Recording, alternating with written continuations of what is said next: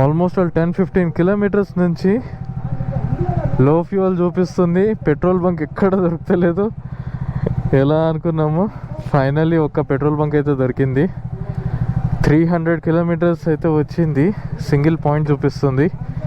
చూద్దాం ఇప్పుడు మనకు ఎంత ఫ్యూయల్ వస్తుందో. ఫుల్ ట్యాంక్ చేసి చాలు వదిలే.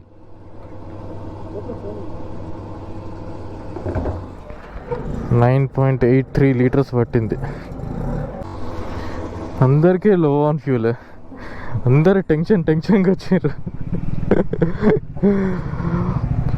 మనకు మైలేజ్ ఎంత వస్తుందో చెక్ చేద్దామా. 300.8 డివైడెడ్ బై 9.83 30.6 వచ్చింది. వావ్, ఇంత పవర్ ఇంజన్కి 30.6 ఆన్ హైవేస్ ఇస్ అ